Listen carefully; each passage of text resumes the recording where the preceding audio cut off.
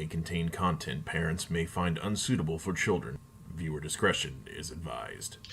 Hey everybody, it's Hunger again, and welcome to more Minecraft. We're starting really late.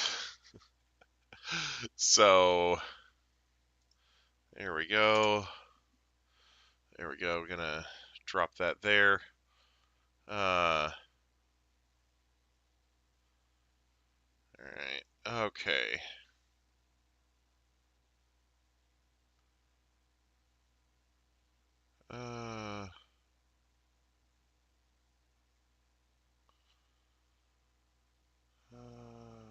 Jeez.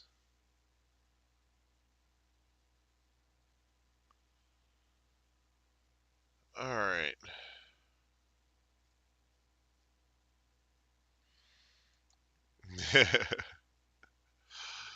Alright, so, anyway. Sorry, I'm just going through Discord real quick on my way to the chat channel here. There's been a lot of postings.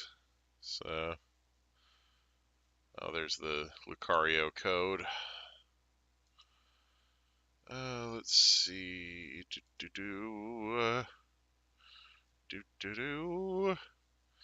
Alright, let me jump in here real quick.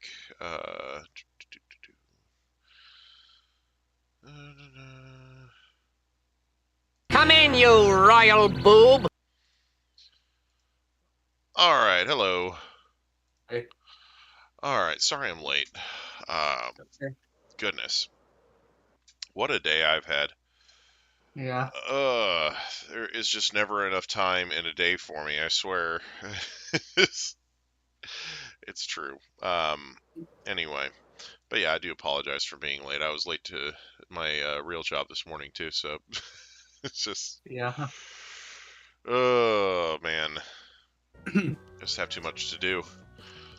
Oh, man, Yeah. look at this. Look at this.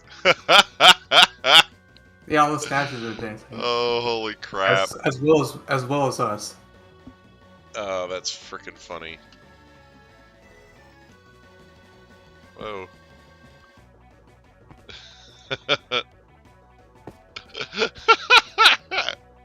We're T-posing.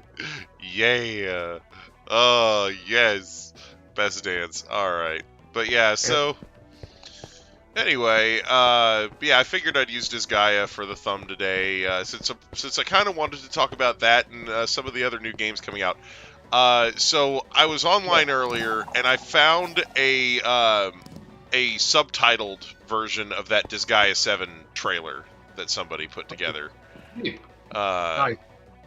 So that looks pretty cool. What took me so long to start this thing? A lot of things, actually. I had some dailies to do on my mobile games, and that took a while. When I got off work late because one of our tournaments ran long, and then in addition to that, we had once I got off work, I had bills to go pay because I got paid yesterday. And Cool. I had to go to the bank this morning, and that's what made me late to my job. Was because I had to go through the drive-through at the bank. Look at this motherfucker right here. Anyway, so I went through the drive-through at the bank and got myself some money. Cashed my check, got myself some money, and then I deposited most of the check, but I got some cash back too. Anyway, so I did that, and dance mode. I love how it's just called dance mode. Anyway, so yeah, I did that. Was late to work. Went to work. Like I said, one of the tournaments ran long, and then after I got home, I had bills to pay that I didn't pay in the morning because I was already running late. So. Yeah. So I got grabbed the bills, went and paid them, and so by the time I got back from paying bills, it was already 9. Then I had to eat, because I hadn't eaten since breakfast. So because it was really busy at work. So look at this guy, owl person over here dancing his ass off. All right, anyway. Burp. Yeah. What's up? Hello. Hey. Hi. How's it going? So anyway, who was T-posing back there? Everybody. Everybody was T-posing. Yeah. Oh shit! Don't throw that. I need that. Friggin' just trying to. Yeah. Yes. Yes. We're in dance mode. All right. Anyway. Yeah. Oh gosh, what is? Oh hey, it's the color changing frog. Look, the color changing works. Yeah, buddy. Way to go, Agatha. You do you. Yeah. Look at this frog. Anyway, how are we doing that? Caps put the server in dance mode. It's just. But anyway, so I got done eating, and then like I said, I had some stuff to do on my mobile games, and that took a really long time. So, no, it's a frog. It's a color changing frog. Caps modded the frog to change colors if it was named Agatha with an underscore after it. Anyway,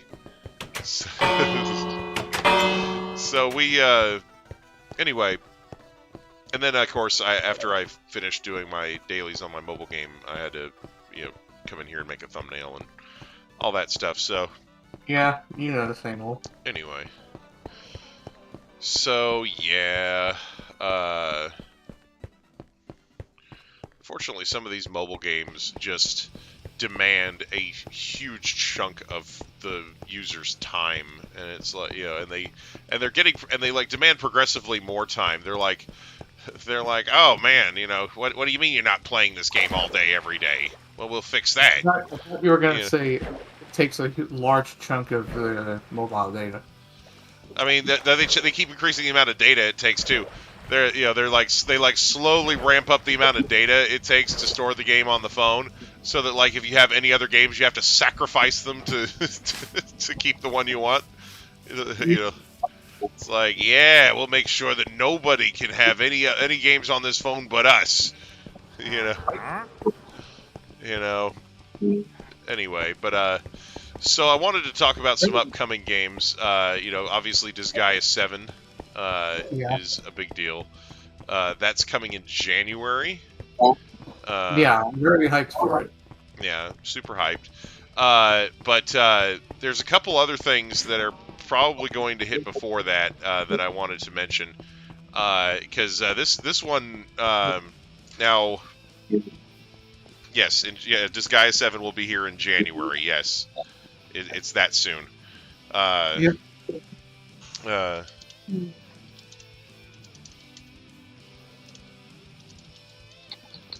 Anyway,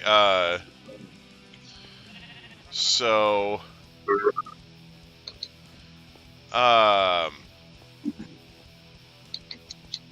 yeah. So there's something else coming in 2023. So the Tokyo Game Show 2022 was recent, and at that event, they announced remasters for Suikoden 1 and 2. Oh, that's cool. So Suikoden 1 and 2 are JRPGs. They're not SRPGs. They are the thing with Suikoden is in Suikoden you're not just building a party, you're building an army. So your party, your adventuring party has 6 people at a time in it, or up to 6 people at a time in it. But basically, one of the things that you do in game is you're recruiting an army of people. Like you're basically like you're building like this, rebel army or whatever you want to call it to take on the big bad enemy empire or whatever the enemy is for that particular game. And so some of the basically so in addition to recruiting like people for your party that you can use on your team, you're also recruiting people who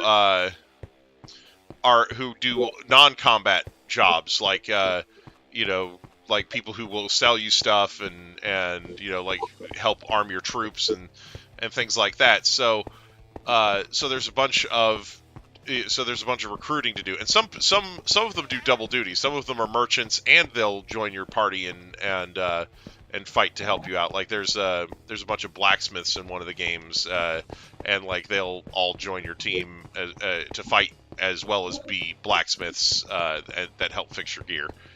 So Yeah, that's cool. So anyway, but in all, in each Suikoden game, your army, so to speak, will have 108 characters in it. So there's 107, including your guy. That's 107 people that you need to recruit. So yeah, and it's based off of this thing in it's like a religious thing in either Shintoism and Buddhism, where there's like 108 stars of destiny, or something like that. So like it's like a religious the number 108 has like certain religious connotations, so that's why it's there. But anyway, but the Suikoden games have all been really good. I have every single one of them. Except for Suikoden 2. And Suikoden 2 is one of the ones being remastered soon, so I am all up in that.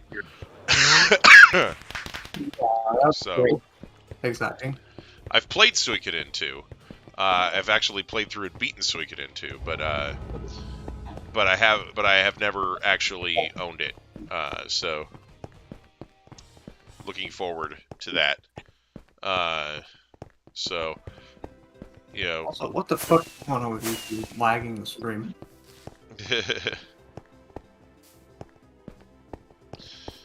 Oh god. Oh yeah, it counts as a bling. Fire! Fire! Fire! Okay. Alright. Man. Alright, let's check inventory here. What do we got? Glowstone. I have a lot of glowstone, apparently.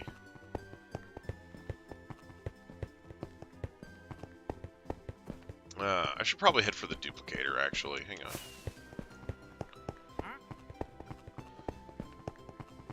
I'm not sure if it's my internet doing that or it's just YouTube being stupid. Yeah, I don't know.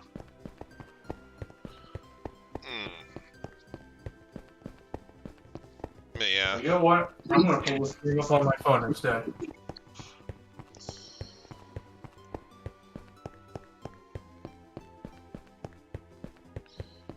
So yeah,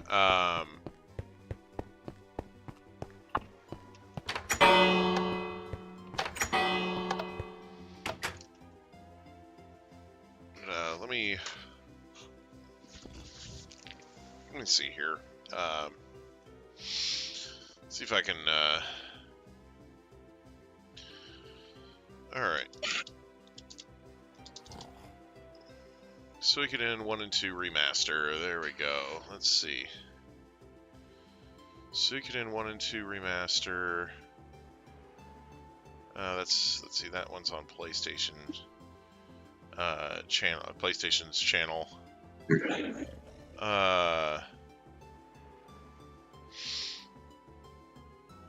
Exclusive.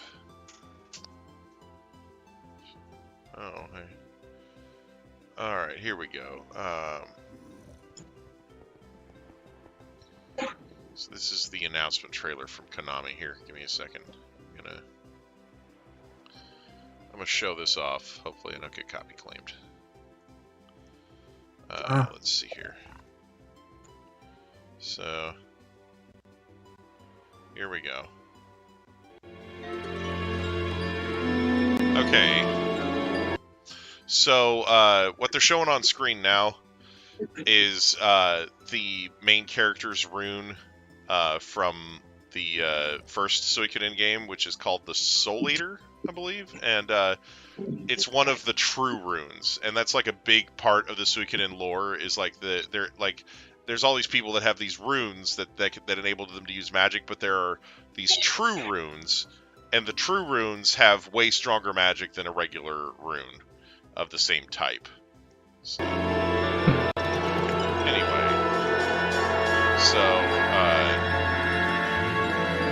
this should be, like, this is the announcement trailer for the remasters.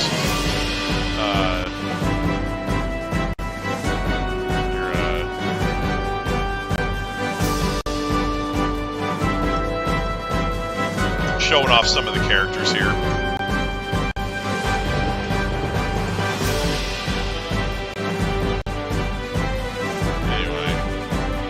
Giving Konami free reign on my thing. So this is showing off like the walking through town type gameplay. Yeah. This is exploration, and this is what the combat looks like. So, like I said, you can have up to 6 people on your team. So, this is just showing a battle against some monsters. Yeah. Yeah.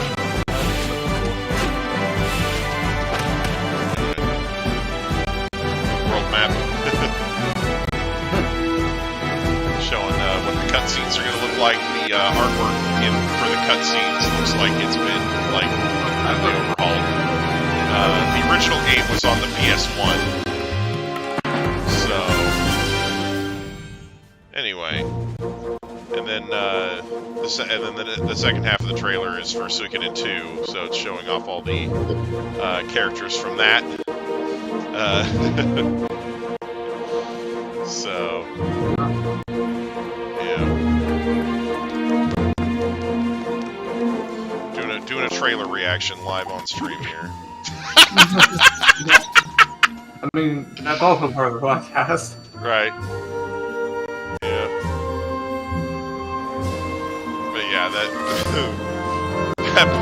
that part where she jumps on him and starts shaking him is hilarious.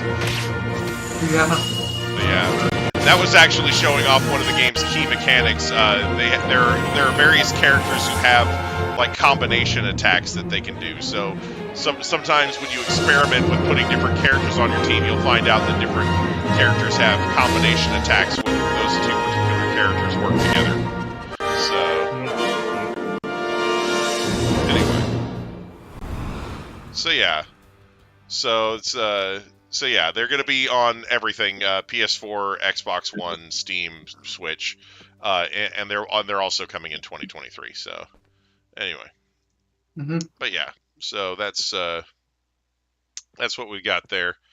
Anyway, so wow, it's on PS4, not PS5. yeah, it's possible that they will. It's possible that they will go ahead and make it to where you can play a slightly upgraded version of it on PS5 later. But yeah, it doesn't. It's not looking like it's going to be on PS5 at launch. Yeah. So. Oh, for it, but yeah. Yeah, I mean, what are you gonna do? Right. So let's see. I'm gonna switch out some of these glowstone. Shulker boxes that I've got in here for some bricks. Yes, nice, powerful bricks. We love bricks. Alright. Alright, now I have bricks. Fuck yeah. Sweet, delicious bricks. And there's empty shulkers. Okay. Okay. Now I have the bricks that I came for. Alright.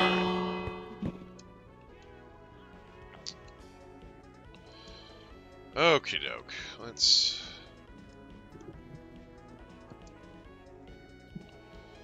see, we got some stone. So we're gonna do that. Apparently they're rebooting Quantum Leap. Oh man. Huh.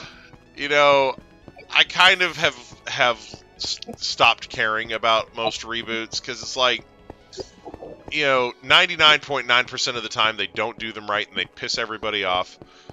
So it's like, I'll start caring about it if it's good, like Quantum Leap, I wasn't ever really super into, but for people who are into it, hopefully it's good, like.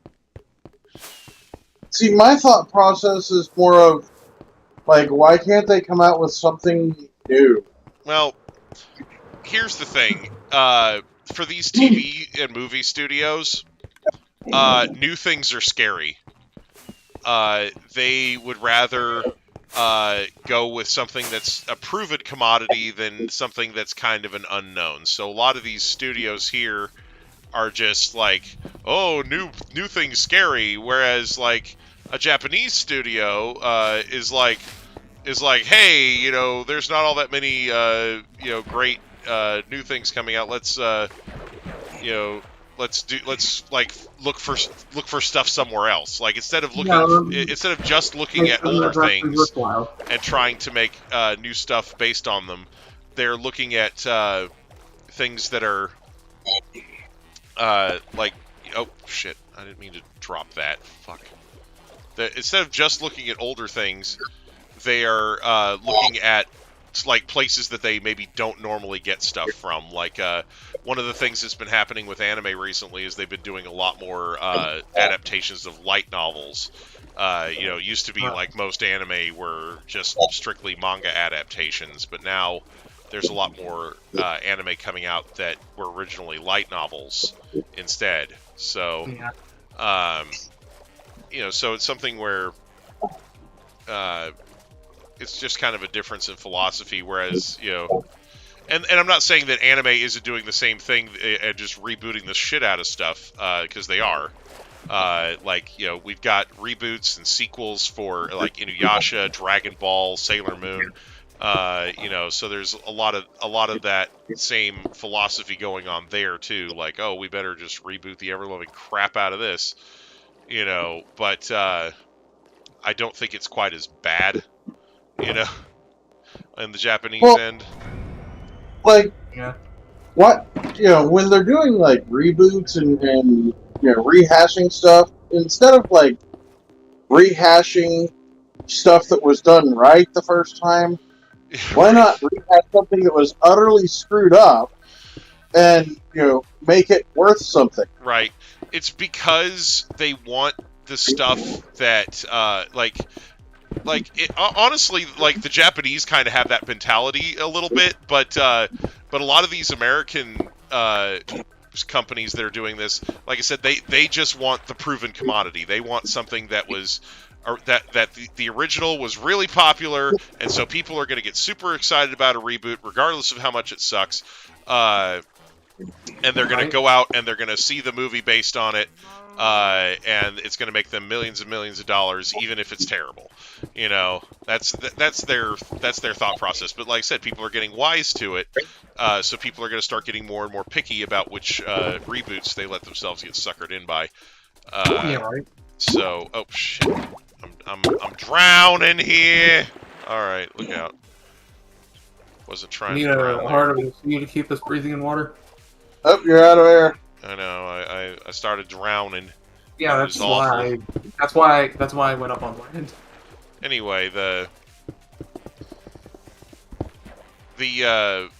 like with Sailor Moon, the original Sailor Moon series, while it's really beloved and iconic and everything, it also had a shit ton wrong with it. Namely, it was not very close to the manga at all. Like, the Toei, when they animated Sailor Moon the first time, they tried to turn it into a Monster of the Week show, and as a result, the plot kind of just dragged. Because, like I said, you've got, not that much canon content in there, and the rest of it is just Monster of the Week garbage. So, and, like I said, a lot of people still really liked the old show, but, like, the new one, Sailor Moon, Pretty Guardian Sailor Moon Crystal, the first season of Sailor Moon, in the original, like, the content that took, like, 50-something episodes, for the original series, the new series gets through in 14. Like, yeah. Like... I have heard of this. That's what I'm saying. Like, it's something where the new series is fixing something that was broke.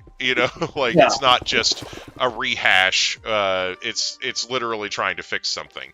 To me, it wouldn't have been that great nonetheless. Same thing with the Shaman King reboot. They rebooted Shaman King. Shaman King actually had a lot wrong with it. They skipped a ton of the manga content in the beginning of the series. So from what I gather, the reboot tries to fix that. I haven't seen any of the reboot on Shaman King, but that's kind of what I've heard. Let's see what else are they rebooting? I know they're rebooting Tokyo Mew Mew. I don't know. I never really watched the original or the new one, so I don't know. I've never seen Tokyo Mew Mew. Yeah, so I don't know exactly what they're changing on that. But like I said, most of these reboots have been things that were kind of fucked up the first time. One of the reboots that they've done more recently for anime has been Bastard. They rebooted that. The original Bastard was an OVA series, and it only did 6 episodes. But the thing is, it was fantastic. It was fucking glorious. It's just that they didn't have the budget to continue it because it was an OVA series and it just didn't make enough money. So they're rebooting it, and they're doing it on Netflix, and Netflix has footed the bill for like 26 episodes of it. So they started off kind of rehashing what they did the first time. And now they're like off to the races and off to new shit, you know. So so the stuff being animated now is stuff that never got animated the first time. So again, it's fixing something that was kind of broke the first time, you know. Yeah, so, why can't Americans figure that out? Yeah, I don't know. Like, they announced a reboot recently, and it was like, okay, the first one was perfect. How are you improving this? Like, you know, like I literally had that thought, and I can't remember which one what it was now, but it was like, you know, like I saw that they were rebooting something, and I was like, why? Why are you rebooting this and that right. and all this? You know, like there's a, you know, like I understand, like. Or Digimon Adventure 2020. Yeah, Digimon Adventure 2020, when they did that reboot, they gave all of the main cast members their megas during the series. Like, so it wasn't just Taichi and Yamato that had megas, which, you know, it's a little thing, but it was nice, you know. And plus, in that series, the fights were all fucking epic. Like, they had some absolutely ridiculous, awesome animation for those fights in that series. Some of the cleanest fights Digimon has ever had in an animated series. So, you know, some Kill la Kill looking shit. You know, like. Yeah, it's just fucking good though. Yeah, no, it looked fantastic. Yeah. What'd you say? I said, yeah, Kill la Kill was good. Yeah, and Digimon Adventure 2020 had some very similar looking fights. That final episode of Digimon Adventure 2020 with that fight it's like the whole episode almost is a fight. Like it's just ridiculous and it's awesome. Like, yeah. Like that fight was sick. Like, you know.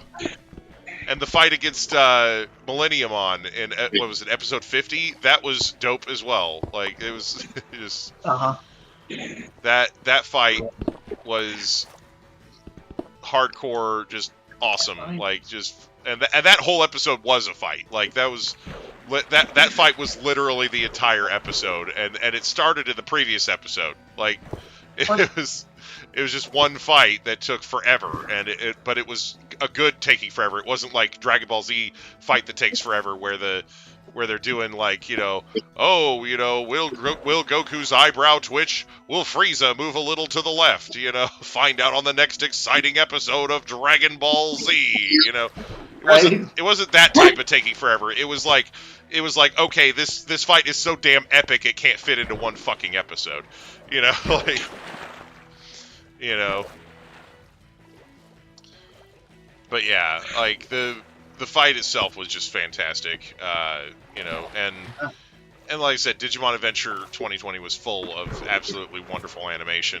There were also a couple of shitty pieces of animation in there too, but for the most part, it had some really good stuff in it. So, you know, I'm very. I was very happy with Digimon Adventure 2020. back when that released. And, you know, I still have some high hopes for Ghost Game. I hope that in the latter half, Ghost Game really just picks up and becomes awesome. Ghost Game? Yeah, Digimon Ghost Game is the current Digimon series. It's got like a survival. It's got like a horror vibe to it. Not really a survival horror vibe, but just like a cheesy horror flick type vibe to it. Oh, that kind of shit. Yeah, where like every episode, like it's like the horror movie villain of the week instead of the monster of the week format. You know, like every week there's a different creepy Digimon doing weird things to people, and then the kids have to go figure out what's happening and help fix it. You know, so like that's been like the formula for the first half. I haven't seen much of the second half yet. But it's still kind of moving on, you know. So, you know, like the thing that I've really hated about it so far is that like they meet all these Digimon who are doing like horrible bullshit, you know, whether it's kidnapping people or killing them or almost killing them or whatever, and like they're just letting most of them go. They're hardly killing anything, like. You know, yeah. It's like, okay, this thing's dangerous as fuck and you're just letting it walk away, you know? It's like when you could be killing it, you know? Yeah, instead you're just letting it live. Yeah. So it's like that. Well, like how most like, comic book heroes are, like. Yeah. Well, like that's the thing. It's just kind of a shitty thing that they're doing. In the plot, and you know it's just setting up to have these fuckers come back later and cause more trouble, so that the kids can finally kill it then. And it's like, you know, right? And it's just kind of infuriating because it's like, I can tell how this is gonna work, you know, like eye-rollingly, like. Yeah, it's just. Wasn't sure where I was looking for that. But... Yeah, I was gonna say eye-rollingly forced, but man, yeah. I don't know if that worked. But it's, you know, you get the idea. Yeah, I got the idea. More dead Leomon. just waiting for Leomon bodies to start piling up. Oh man. Yeah, just all the Leomon bodies, just, you know. But yeah, I don't know. It's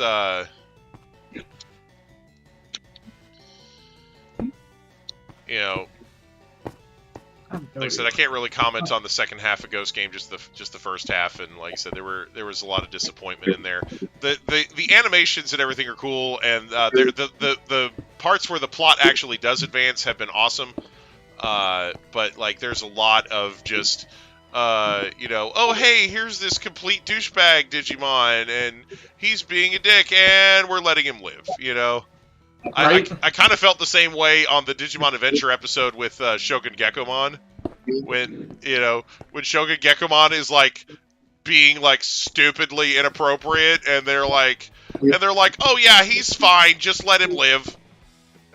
It's yeah, like, listen, he's kind of sexually molesting your Digimon over there. Could you please kill him? You know, like. And it's like, oh no, we'll just let him survive for a bit. Right, it's like, yeah, no, he can vibe, and it's like, no, really, you should kind of stop him. He's basically Me Too Gekomon at this point.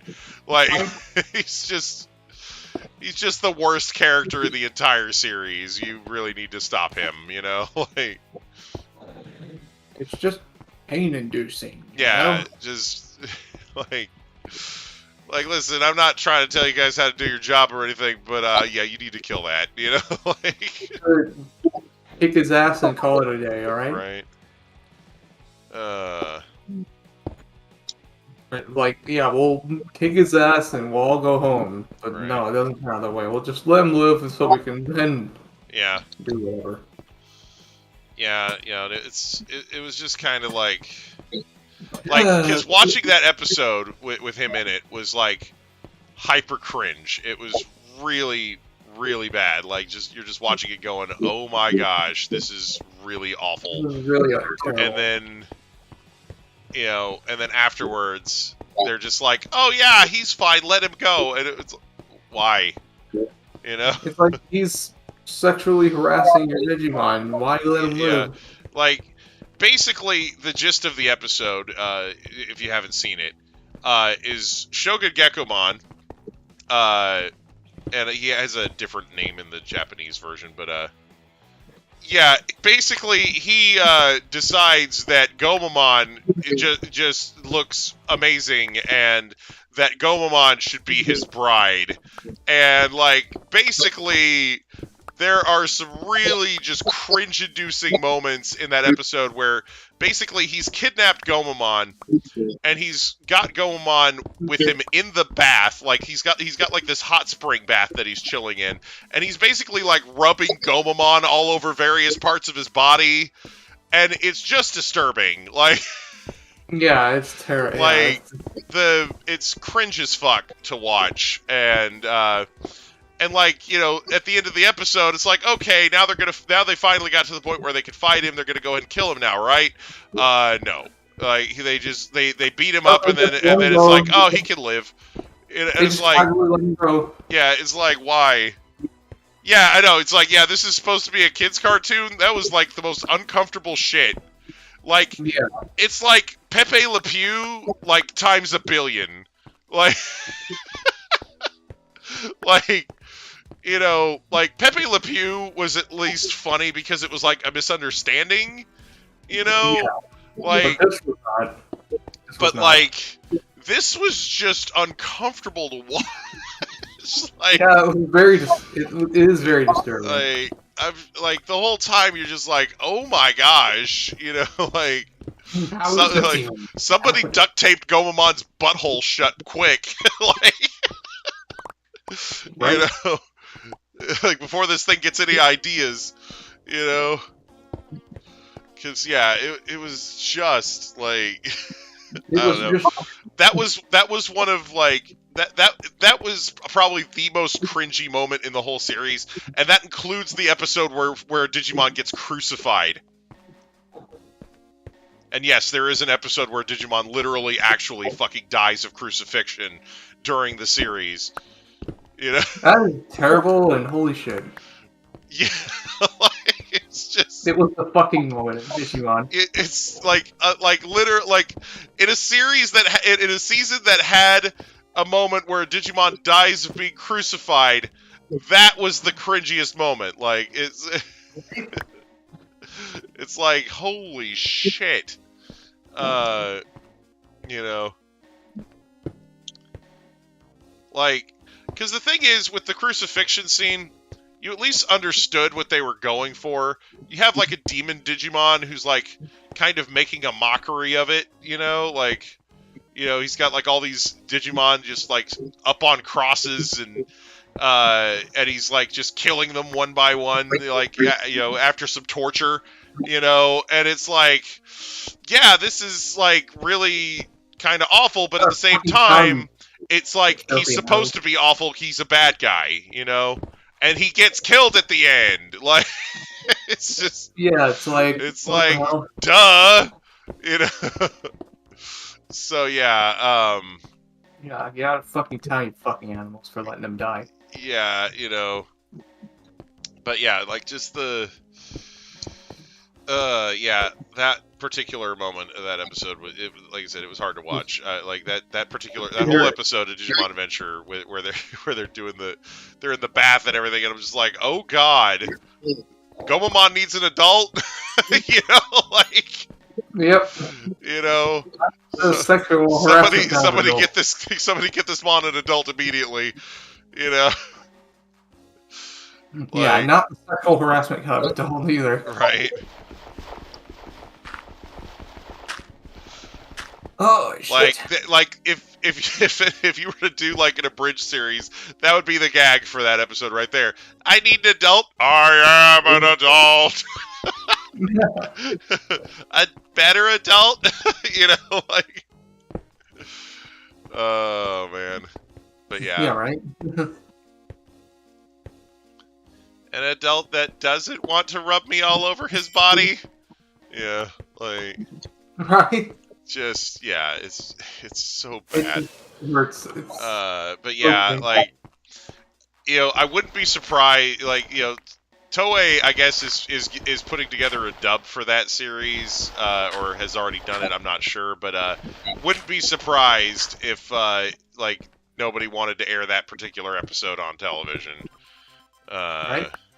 Or the crucifixion one, honestly. Like, I would be surprised if fucking both of those damn things got cut. And then everybody's looking at it going, hey, where was Shogun Gekkomon in this? Like, because there's that, like, flashback scene where they're, like, showing all the Digimon they met along the way, and Shogun Gekkomon's just, like, chilling there, and it's like, why is he in there with all the heartwarming characters? Like, Right. Fuck. Right. Yeah. Oh, man. But yeah. Yeah, so anyway. But, Oh, what else now? Oh, look out. Anyway, so yeah. Alright, what are we doing? Alright. Anyway,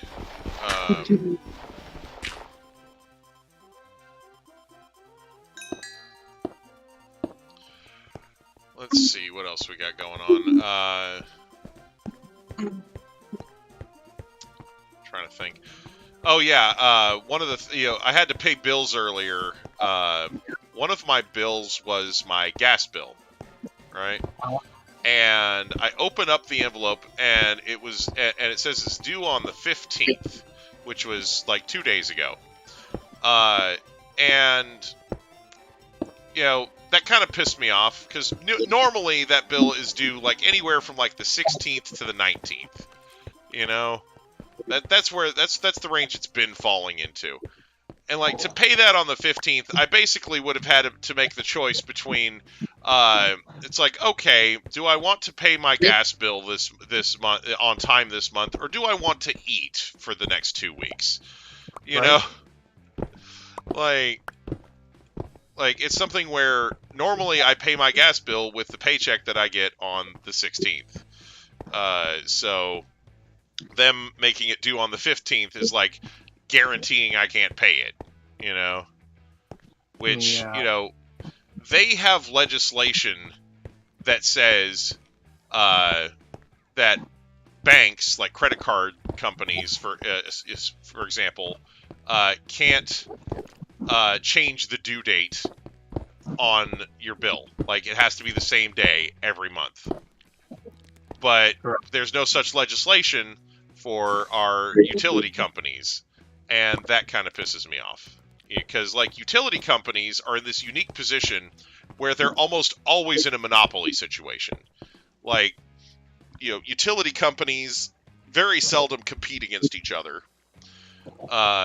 And, because it's like, how would that even work? Oh, yeah, I don't like the natural gas I'm getting from this guy. Can I get another company out here to hook up their natural gas instead? It's like, it's just kind of weird, Yeah. like how would that even fucking function? So it's like, most of these areas have just one, most areas have just one electric company and one natural gas company. And it's like, if the company is like fucking you over, there's nothing you can do about it, And a lot of these companies a lot of these places that these companies are in have laws that basically say, oh yeah, you can't be disconnected from the grid. Like, like if you want to get solar, that's fine, but you still have to stay connected to the grid. And any excess energy you make, instead of going into like a battery in your house or whatever, it goes back into the grid, and then you get a credit for it. So it's like, Yeah. it's just kind of weird. Like there's hardly really any other business that gets that type of special treatment. These are privately owned companies. They're not part of the government, and yet the government seems to be like falling all over backwards just to prop up their business model. you know? So, it's just a observation, really. Just kind of wanted to Fuck. vent about getting my late, the late fees on them are usually smaller than what they would be on like a credit card, for example, but it still sucks. Yeah. Yeah. It's just awful. Yeah.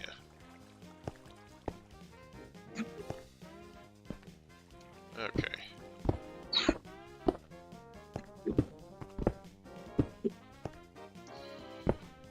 Let's see. Oh dear. What else is going on? Let's see. Man, that is trippy as fuck. Alright, so yeah, games in the, Nintendo Direct. So, yeah. The Fire Emblem game in the Nintendo Direct looks really interesting. Yeah. It's got this weird ring system where you're like basically summoning a character from one of the previous Fire Emblem games, and like they kind of, I don't know if they're like fighting with you or you're like sharing their skills or something. It's weird. It reminds me of Tokyo Mirage Sessions. But it's still a Fire Emblem game instead of being like a Fire Emblem crossover with a Persona game. Right.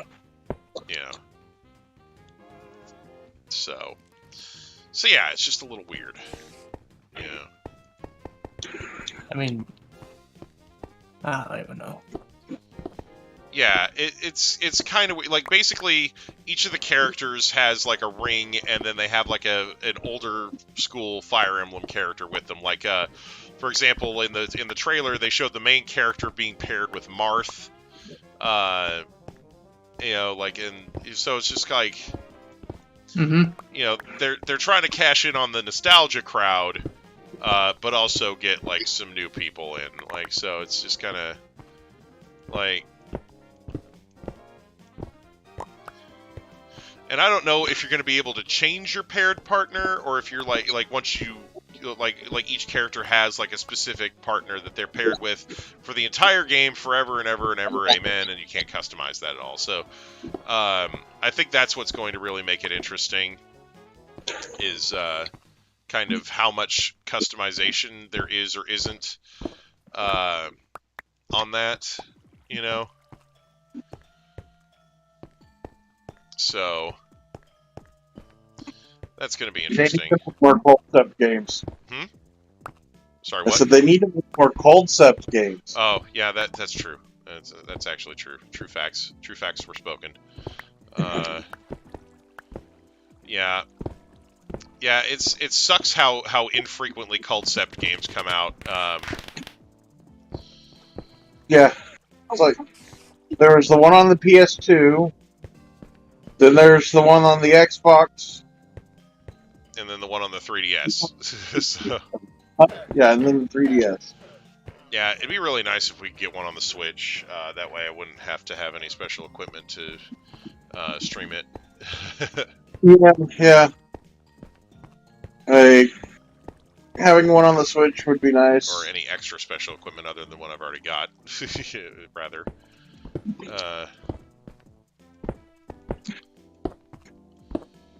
But yeah.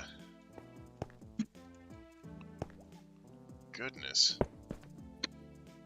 This area's got so many, like, hollowed out little caves and shit all around it. I keep, like, breaking walls and floors and finding, like, hollow shit underneath them.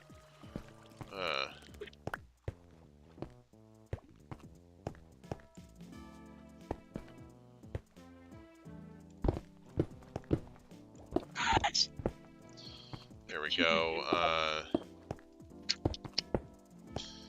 Let's see. So, yeah.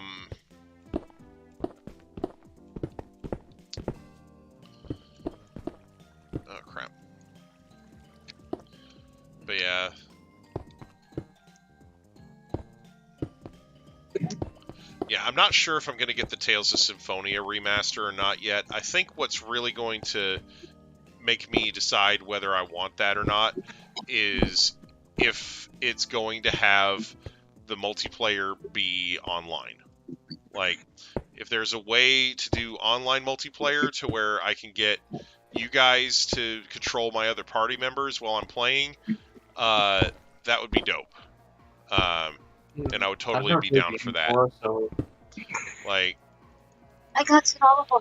I've never played the game before, so Right. I have no idea. basically the way that it works in multiplayer mode is the first player is the main player. They're controlling the party as it moves around on the world map and everything. But then as soon as you get into combat, you're gonna have like multiple other members on your team, up to 3, and you can have up to 3 other players controlling those characters, so that the other players are moving them around instead of the AI, and it's a real-time game. Like, it's like a real-time combat system. It's an RPG, but the combat is like a real-time, beat 'em up style combat where all the players are acting at once. It's not a turn-based thing. Huh. So it's something where, because it's not turn-based, like, you don't have the time to issue orders to everybody in your party. If you're playing by yourself, the best you could do is like, oh, I need to switch control to this character and tell them to do this specific thing, Like, usually it's, I need to take control of the healer and make them heal me before I die, or whatever, or restore their magic points and then make them heal me because they wasted their magic points on something stupid early in the fight, that type of thing, because the AI loves to waste their magic points in that game. So anyway, it'd be kind of nice to have a competent team of people playing with me, rather than an AI, because they're stupid.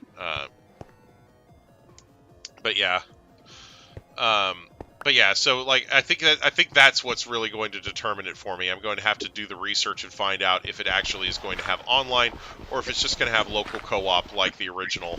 Because if it's just going to have local co-op, I have the original, and I don't see any reason to bother getting a game that's not going to really add any more features, So, it's like, I'll just play the original and call it good. Yeah. Because the original is a nice game. It's a really cool game, but, the AI can be kind of annoying, is all. Yeah. But, Also, since the AI was even stupider in that game than in the AI can really be dumb. And the solution to that is usually just level the shit out of your team. Because, if you're not taking any damage from anything, the healer's not going to waste their magic points healing. Now, your damage-dealing mage will waste magic points, they'll be like, oh my god, a level 3 slime, I better whip out my strongest attack spell. Yeah, nothing like that. It's almost like using close combat on a level 3 mon. Yeah, pretty much. It's that level of stupid. It's like you could have taken that out with any spell that you had, but you had to use the most expensive one. The most powerful one and the most expensive one that took up the most MP. Yeah, that's basically the gist of it. So, and I'm not sure to what extent you can moderate the AI like that. It's been forever since I played. But that's kind of what I remember of it, is that the AI was kind of a pain in the ass. So we'll see if that memory is accurate and deserved, or if I'm just misremembering a couple of really bad moments or something, Anyway. Yeah.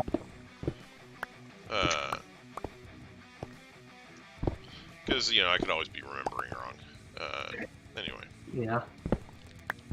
I do that a lot. So with some of these older games, it's like, oh, I thought this game played like this. It's like, no, it's like this instead. Yeah. Yeah.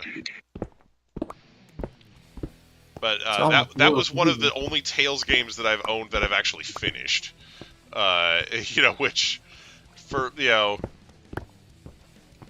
because I've owned a few of the Tales games, and like that's like one of the only ones that have actually played the whole fucking game. So, yeah. Uh-huh. Ugh.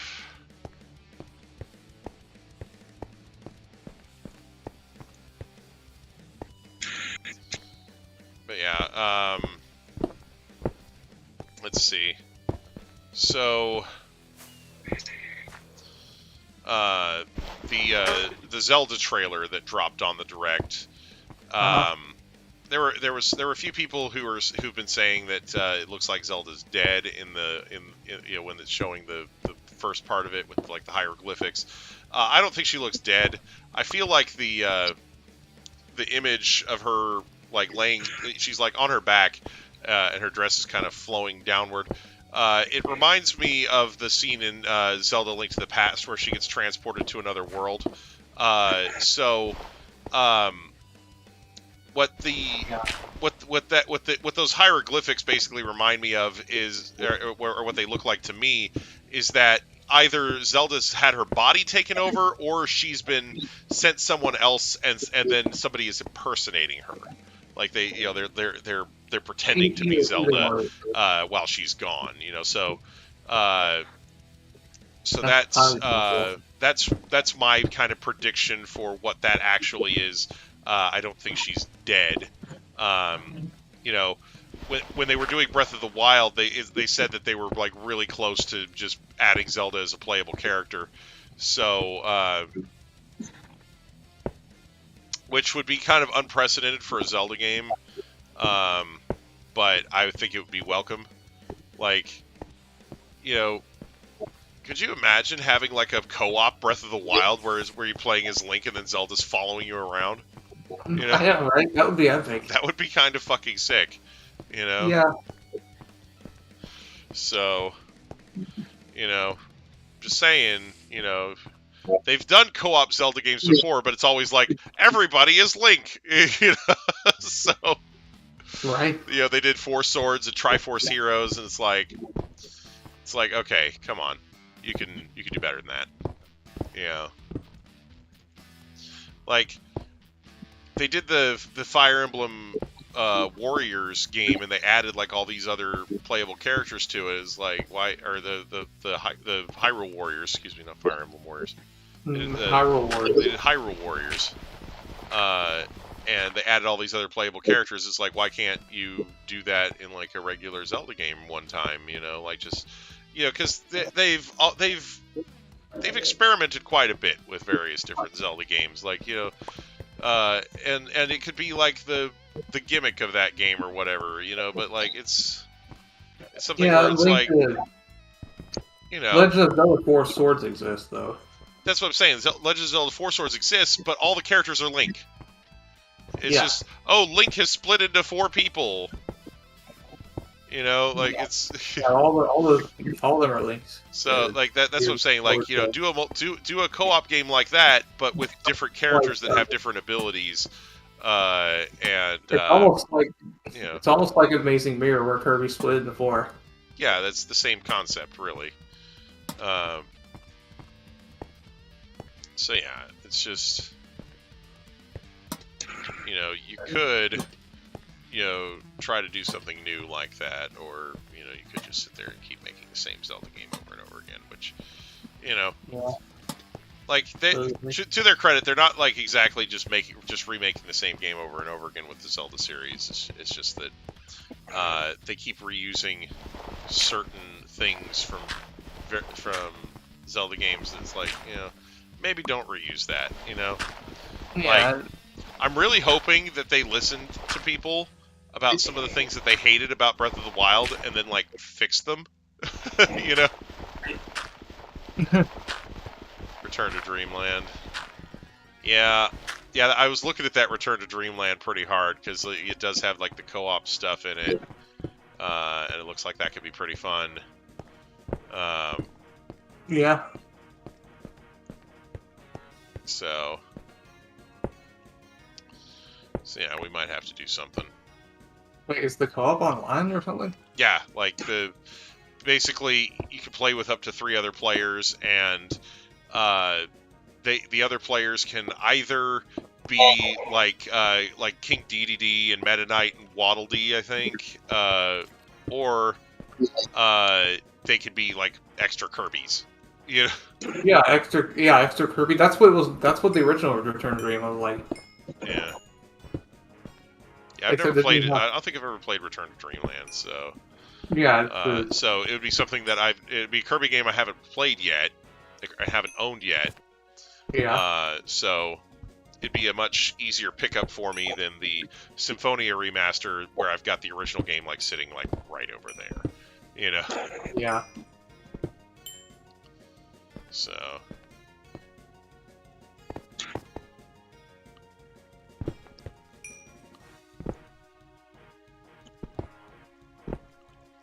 Holy crap, there's just a metric shit ton of coal in here.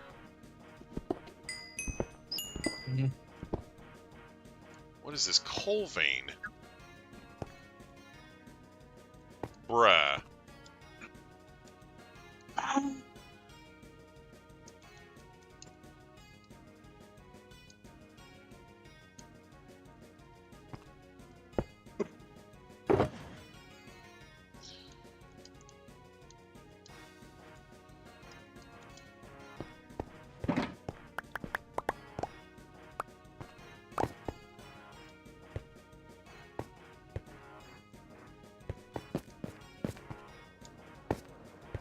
There's like still more coal back here. Holy fuck.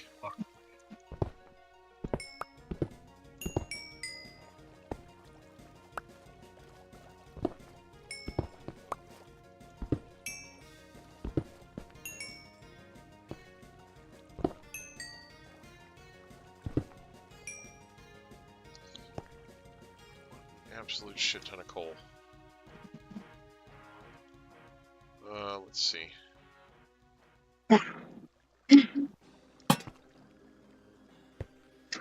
There's still more.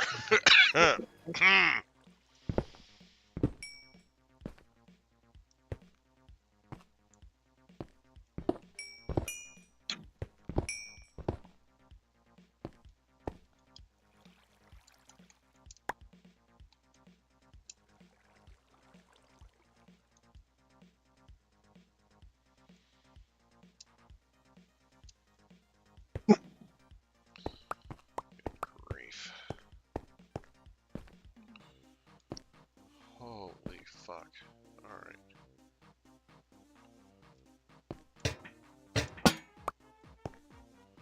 Oh boy.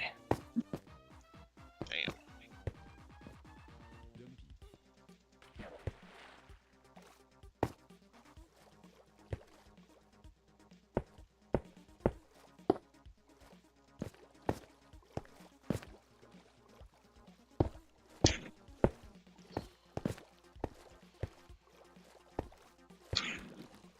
Good God.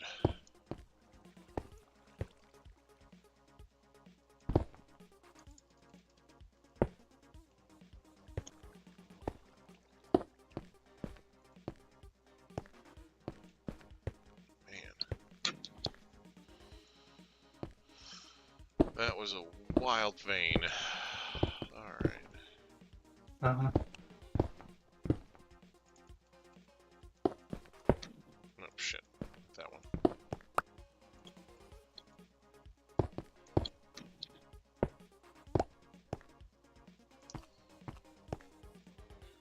Throw that in there.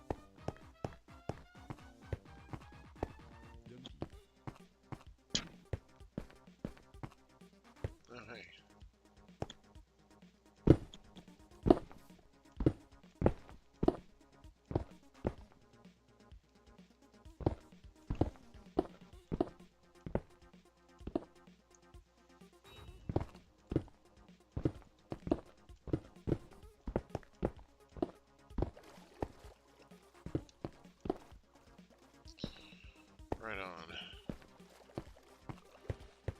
Okay. Let's see here. Oh shit. Gravel.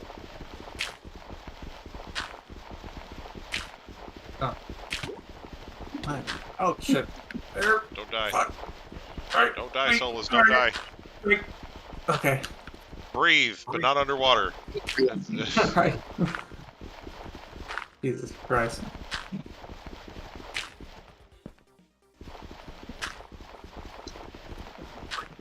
Okay.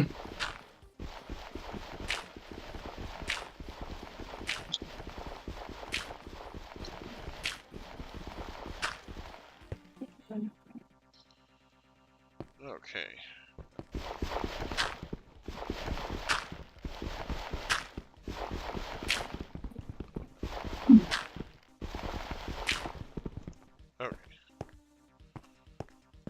There we go. That's a thing.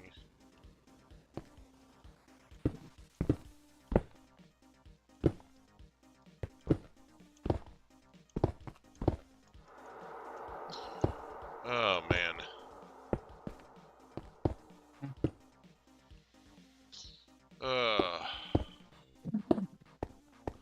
Must resist urge to talk about politics.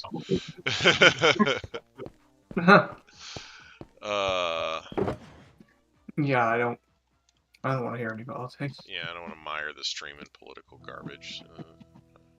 Nobody wants politics. I have to resist. Anyway. Let's see what else is going on worth talking about. I would literally fall asleep at my desk instantly if I heard politics happening. Yeah. Well. Let's see.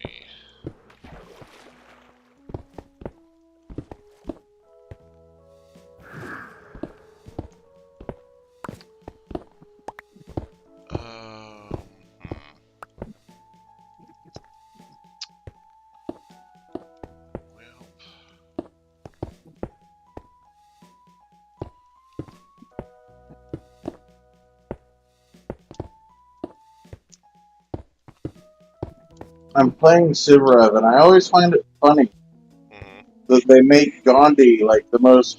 He's so aggressive. Yeah. Like everybody who's played Civ knows this. Like Gandhi in real life was like one of the most pacifist, you know, low-key, gentle motherfuckers out there. And in Civ he is like this murderous dictator who wants you to capitulate to his every whim or die. Like it's just crazy. You know? Like it's like, how did they get that AI so wrong? Like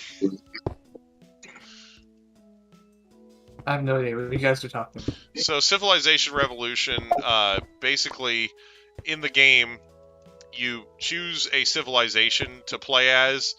But each civilization has a leader, and it's like one of their greatest historical leaders, you know. So if you pick the Indian civilization, their leader is frickin' Mahatma Gandhi. But if you're playing against the Indian civilization in one of your playthroughs, Mahatma Gandhi, who like I said in real life was a pacifist. And, you know, like went on like hunger strikes and whatnot to protest, you know, wars and things. But basically, Gandhi was like this huge pacifist. But in the game, he's constantly threatening you and you know, telling you that he'll go to war at the drop of a hat over like some resources or some shit. You know, like that sounds fucking insane. Like he's constantly like he's constantly trying to extort you for shit. You know, like. You have 3,000 gold in your reserves. Give me 2,970 of your 3,000 gold, or else I will go to war with you. Yeah, that type of shit. Like that's basically Gandhi in that game. He's a fucking warmongering fuck in that game. And it's like, why did you do this to Gandhi? Like, what did like, you know? And wow. You know. And the ruler is really just supposed to be like a representative of the civilization, but still, it's like, really? Why is Gandhi constantly threatening me for resources? Like, some of the other leaders are way more chill. Like, Catherine the Great. Yeah. Like Yeah. I have no idea. Catherine the Well Endowed. I mean, Catherine the Great Rack. I mean, but she's not a bitch. She's not like, like, give me all of your resources or I shall kill you by snoo. She's not doing that. Like, She's not doing that kind of sissy princess sort of thing. Like, yeah. Like, she's not as bad as some of the other dictators and despots in the game are. Like, it's pretty bad. It's like... The Greeks are great, though, because they're always like, we have this technology and you have that technology. Want to trade? Well, and like Alexander the Great looks like a bro. Like he's like, bruh, what do you say we trade technologies, bro? Like, he's like such a stereotypical like frat boy. Like he's like, yo, we're having a toga party later. You want to come along and drink? Sounds like a bro. Yeah, he very much is. Like, it's just funny.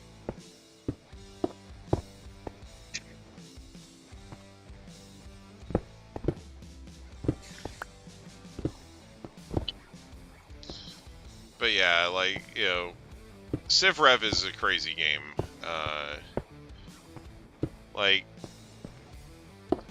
the Civilization 6 is nice and everything, but they made it more complicated than what Civ Rev was, and I think that's why Civ Rev is so great, is because it's more simple. Like, yeah.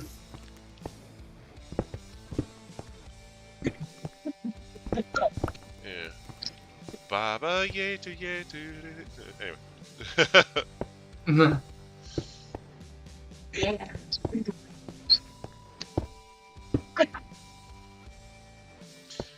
I was reading a Japanese light novel series, like it was, the English version, the translated version, right? Yeah. And the author was saying that they like to play Civilization in their spare time, and they mentioned that song Baba Yetu. He's like, I can hear it. I can hear it even now. I play it so much, Like, I can hear it in my head.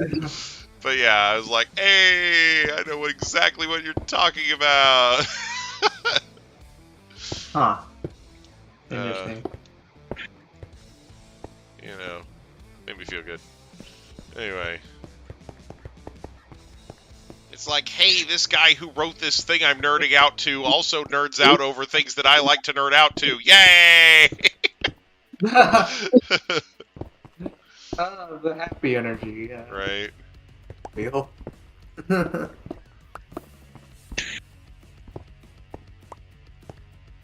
Holy hell.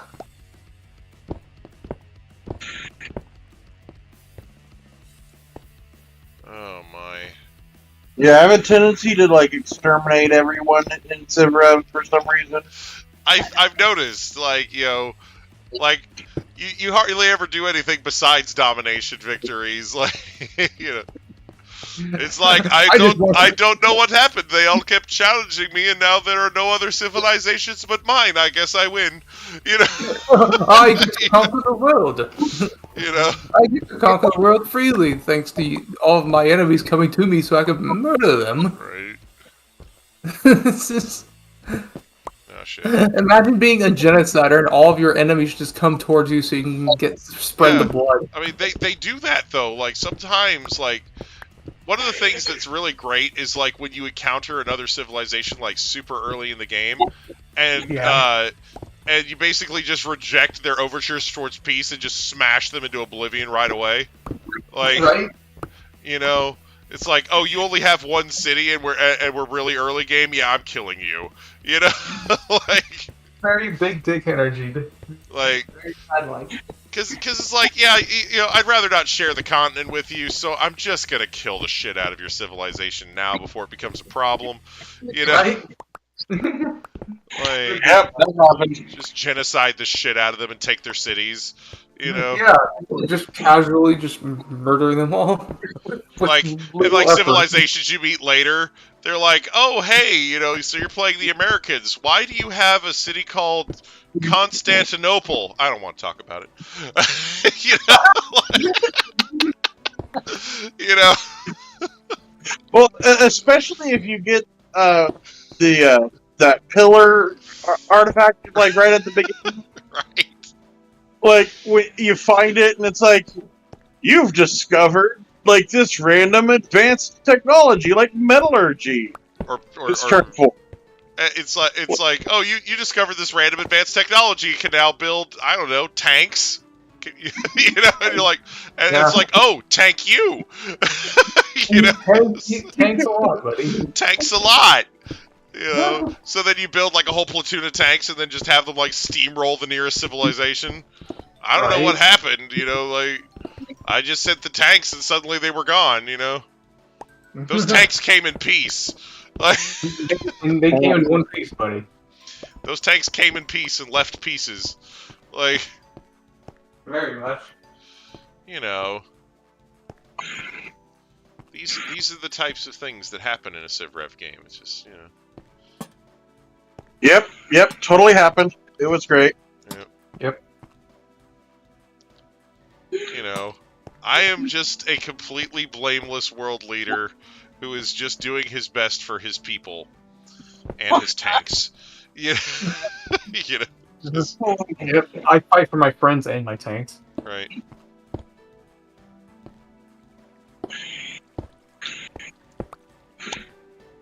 I'm just fighting for a better life for all of my citizens by killing all of your citizens. It's Yeah. you know, That's Java. you know, We ended on. we need a We mod. already- We need a mod for Civ Rev where we can play as Ein Zulgone from Overlord and just conquer the world with him. That would be based. It's like, oh, you have an army. Okay, let me cast this, and I killed 170,000 of your troops and summoned 5 giant monsters with tentacles and like 15 mouths each. Yes. Yes. I'm gonna say applaud because it's a new record. Yeah. You know? A new record. I've never summoned this many at once before. You know? Right. Yeah. That scene's just hilarious. Like, Yeah. BRB. I need to get some water. all right.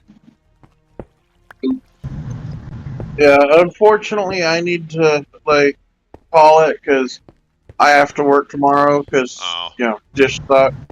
Okay. All right. Uh, Sorry, didn't get to be here that long, but appreciate you stopping by though. all right, have fun. All right, you too. All right, bye bye. Okay. All right, so Solus is getting water.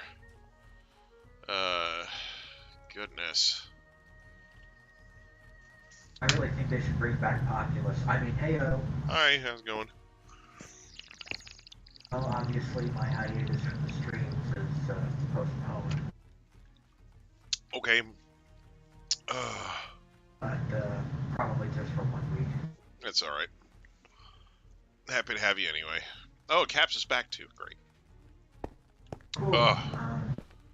I am morbidly curious, and I don't mind if he doesn't want to say anything about it, but what in the name of Sigmund Freud went on between him, Caps and Rude? Okay. Well, I can't really speak for Caps as far as but I think him and Rude have just kind of generally had some issues with each other for a while. I don't think Caps necessarily appreciates Rude's persona, if you want to call it that. Whether it's a artificially crafted internet persona or just the way he is all the time, you know, he doesn't appreciate it either way.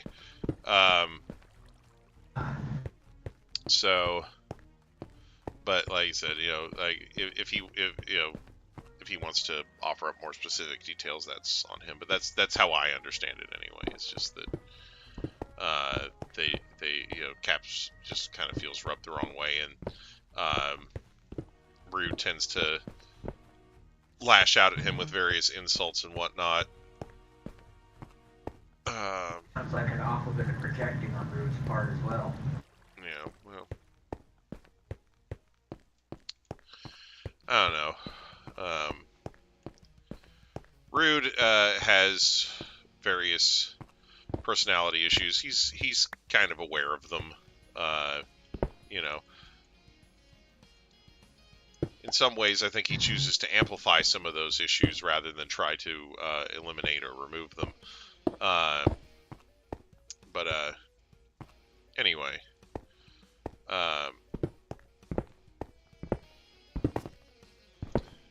Yeah, I kind of picked up on that a while back. I mean, it's my personality, obviously, to try my best to see the best in people. yeah. Encourage those better Right. attributes. Hello. Hello. Oh, hey, Caps. So, You're actually, coming in here, really let me low. just step in. Okay. I don't really have a problem with Rude. Yeah. Like, I think Okay, he's funny. I'm Like, I very really do. curious. Like, I find him fucking hilarious. I think he thinks I have a problem with him. Oh, okay. Like, I don't know.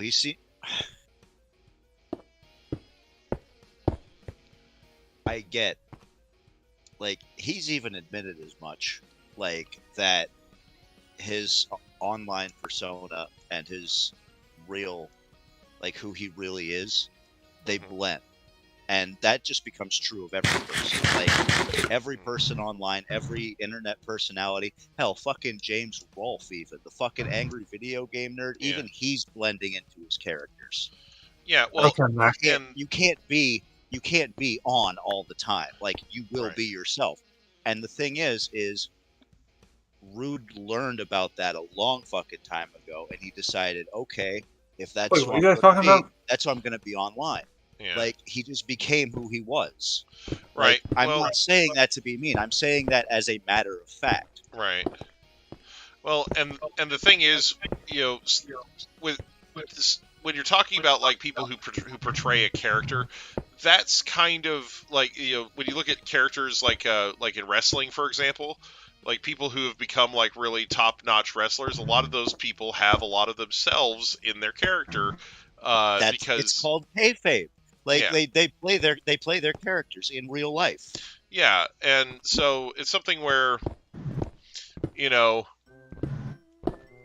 some of the most successful guys in the wrestling business, like I said, they kind of develop these personas, and then they're, you know, and then like, you know, I personally with when I was in the business, I tried to kind of differentiate who I was in the ring with who I am in real life. My personality online is a lot closer to the way I am just chilling, you know. So, and I'll be honest with you, the whole reason, like, he actually did try to attack me for the whole caps lock thing, and I'll be honest to God, like, the whole reason I picked up caps lock in the first place was so I could actually find my fucking posts on 4chan. Oh. Like, literally no other reason. Yeah. Like, it was just really fucking hard to read that board, and I'm just like, you know what, fuck it, I'm gonna have some kind of identity so I can read it. I didn't want to have to go with my actual online, like the one I was using at the time. Right. The one I'd had for, since I was like 14 years old. Oh, yeah. Like, I didn't want to use that one for 4chan, so I came up with a completely new handle. And after a while, it was just like, okay, well, I'm using these two, and I might as well just go with the one I'm using more frequently, which was caps lock. Right. Like, but the thing is, though, is like, after a while, I just kind of stopped doing that gimmick altogether. Like, I stopped posting on 4chan, which is where I started that. Like, I only do it in the YouTube comments now, really. Like, Hutch is back. Like, I really only do keep it. I am also back. I might as well mention that. Yeah, nice. But it really also is the high siege now. Yeah. Okay, so yeah, so there you have it. And I personally don't have a problem with Root either. You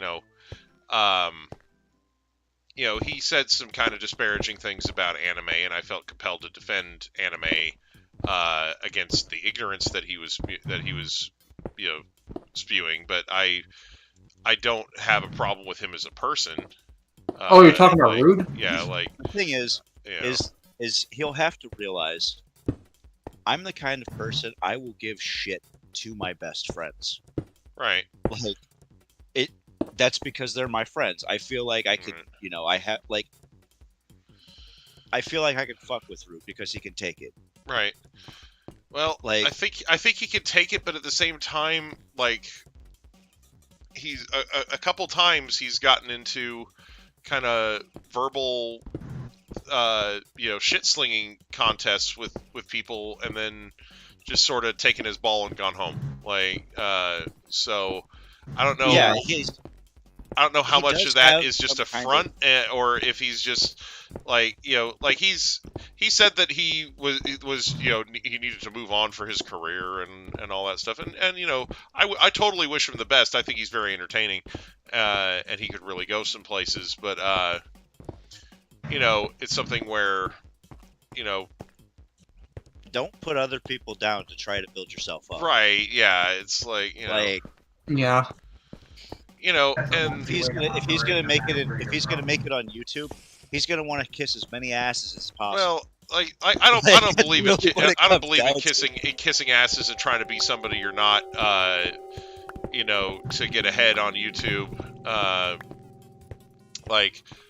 You know, it's just.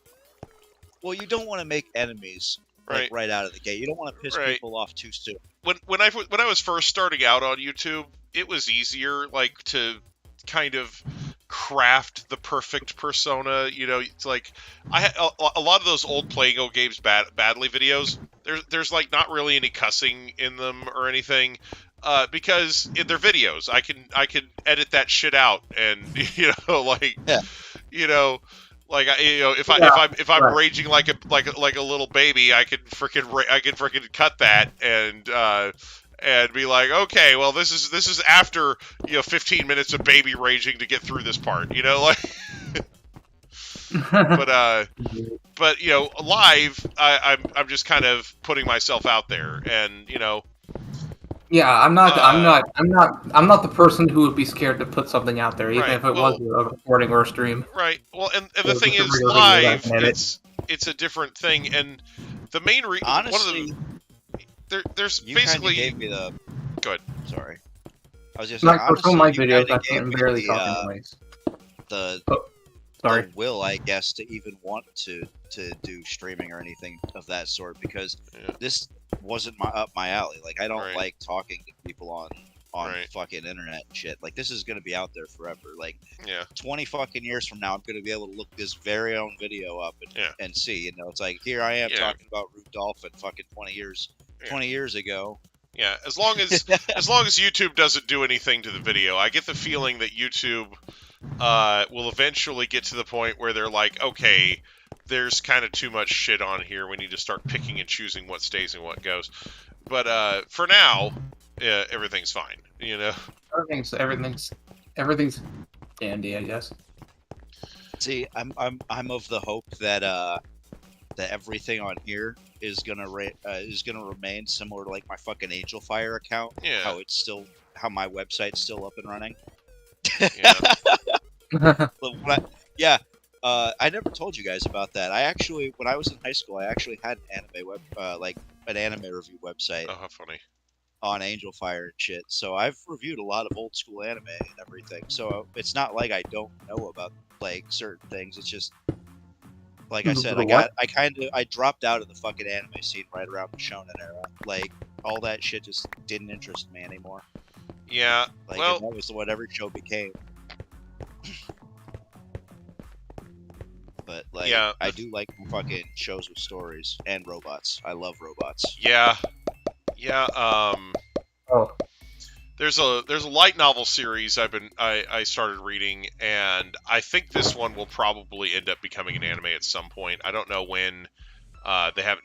Nobody's announced anything or anything. Like I said, I just get that feeling reading it that it'll eventually end up becoming one. But it's called "I'm the Evil Lord of an Intergalactic Empire." Oh, I thought you were gonna mention the refrigerator one.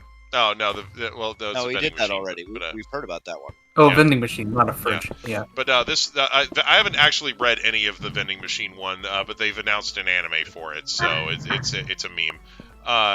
Yeah. But basically this one, the I'm an Evil Lord of an Intergalactic Empire. The story begins with this guy who's he's a Japanese salaryman type character, and he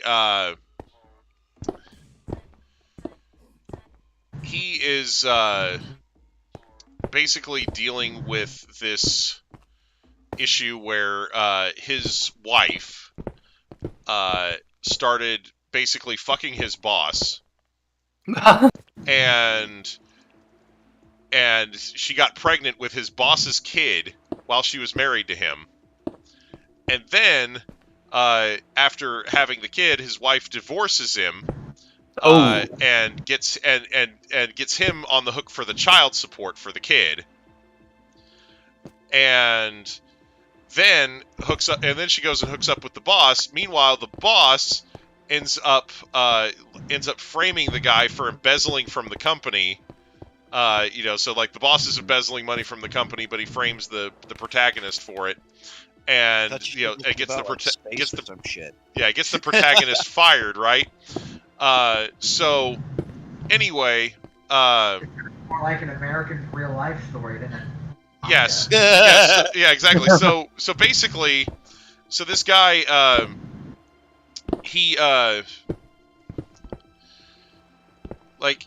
has a conversation with his landlord, and the landlord basically offers him to the landlord is actually like a super nice dude, and he's wanting to because basically the guy is currently working at like a black company, which is basically is what the Japanese call a company that exploits its workforce and works them super hard, doesn't give them enough time off, and just makes them work hours and hours of overtime every week, all that shit.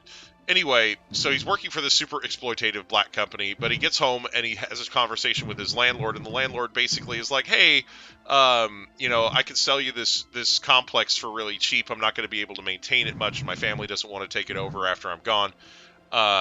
He's like, I could get it, set it up to where, you get to be put in charge of it, and because I'm getting too old to run this place, that type of thing. So he has this conversation with the landlord, and then that night he dies in his sleep. So after he dies, he meets this guy who just calls himself the Guide. And the Guide basically tells him, hey, you've had kind of a shitty go of it, so I'm going to do you a solid and get you reincarnated into a new world. And he shows him a bunch of brochures with all these different worlds that he could potentially get himself reincarnated into, medieval fantasy worlds and all this other stuff. But he picks the Star Wars-esque intergalactic empire world to be reincarnated into, and he's like, great, and the guy's like, great, I'm gonna make sure you get reincarnated into this family over there, and you're gonna have a much better life. And then he kind of sends the guy on his way, and there's a part where the guy is there was a part where the guy's like, oh man, I thought my dog would be here after I died to meet me, but and help me go to the afterlife, but I guess not. So no dog. Fuck. No I think I fell down. Anyway, give me a second. I'm gonna teleport myself to Solus. Yeah, okay. I'm here. Anyway. There's a spider spawner over here, actually.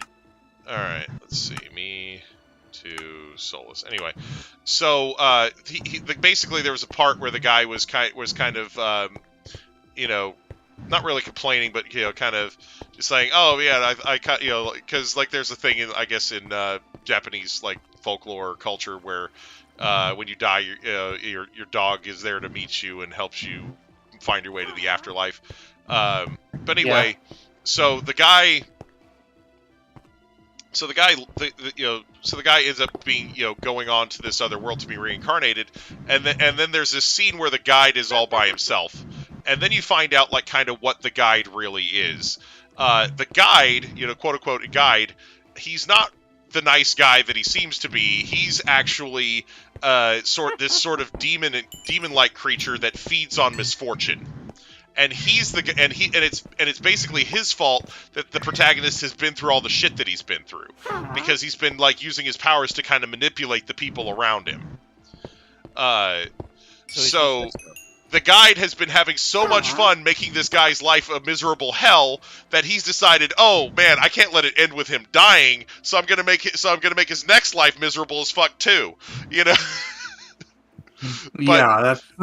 But before the guide leaves, he's like, well, you know, before I leave, it would be a shame to just leave things the way that they are.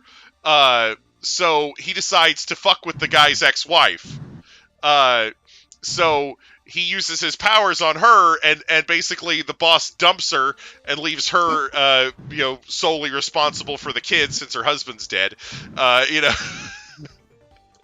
and you know, and he goes off to, you know, whatever mistress he's fucking, you know, or whatever, you know. So it's like, so basically he basically decides to make the ex-wife's life a living hell for a while. So anyway, so the guy just kind of leaves the protagonist alone for a while, and then he comes back later, you know, because basically the situation the protagonist ends up in is he is born into this, you know, into this family with these and they're in control of a planet like on the outskirts of the empire, and they're kind of like lesser nobility, you know, and they've been basically running the damn place into the ground, you know. Damn. So like, you know, as a 5-year-old, his parents are like, okay, we're moving to the Imperial main planet, and you're going to be in charge from now on. and they're saying this to a 5-year-old kid, right? So, yeah. And so, in order to help him run the place, they decide to buy him an android. So they basically give him this little tablet to scroll through and customize this android however he wants. Right? So he gets this female android with huge tits who's fully sexually functional. and his parents are just watching him pick all these fucking features as a 5-year-old without batting a damn eyelash. Oh my god. Like, that sounds ridiculous and base. So anyway, he gets the android, the android finally shows up, and so his parents are like, okay, we're leaving now. And so he's basically having the android run shit for him while he, you know, uses like the education pods and whatnot to learn what he needs to run things himself, you know. But like, it's funny because like the first scene where he's there with the android, she's holding, like the android's holding him, you know, because like he's a 5-year-old and she's like a grown ass woman, and he's just sitting there like he's got his hand like just a huge handful of titty, like he's just rubbing those tits while she explains shit to him, and it's hilarious as fuck. But anyway, so. That's ridiculous. So anyway, like he uses the like all metallic, or is it like a life model? No, she's like a life model android. She looks just like a regular woman. You know, she can have sex and everything. She just can't reproduce. So yeah, you know. So yeah, and she's actually super intelligent. Like he picked out like all these upgrades for her AI that have like programming for like governing and stuff, you know. So she's like really smart about running things. Because so like basically, you know, he's like, okay, let's go ahead and bleed these people dry, and she's like, too late. You know, basically, like they've already kind of been bled dry. They're kind of poor as fuck. So he's like, well, that's no good. He's like, well, that's no good. He's like, we'll have to you know, make some changes to improve their lives, and then bleed them dry. Because basically, his whole thing is after having that shitty life the first time around, he's like, well, I'm not going to be the victim this time. I'm going to be the one who's kicking everybody down the stairs. You know, like, you know. So he's got this sort of idea of, you know, I'm going to be this tyrant who's going to bleed his people dry and make them suffer and all this other stuff. But like, you know, when he's, you know, he basically tells the android, okay, you know, like make everybody's lives better and then start bleeding them dry. And she's like, okay. So like she starts doing, like, enacting all these reforms and whatnot. You know, while he's busy, you know, like doing other stuff, like he's like going through. They have these little education pods where he can sit in there for a few months and learn new skills, and then as long as he doesn't like stop using those skills after he learns them, like he, you know, gets to keep them. So, you know, because like just like in real life, if you stop doing something for a long time, you get rusty at it. You know, you kind of, you know, you kind of forget a few things. So anyway, so that's kind of how the skill system works in this thing. But anyway, so once he gets to be like in his teens, he decides that he doesn't want to just have like political power. That's no good. He wants to be able to fight off anybody who tries to like overthrow him or anything. So he decides to hire a martial arts tutor, right? Like somebody who can teach him like OP martial arts, right? Yeah. So around that time, the guide shows up again, and you know, like he doesn't know that the guide's there, of course. But the guide shows up again, and the guide's like, "Oh, you know, I know. I'll make it to where instead of getting a real martial arts tutor, he gets like a con man who's just out to take his money."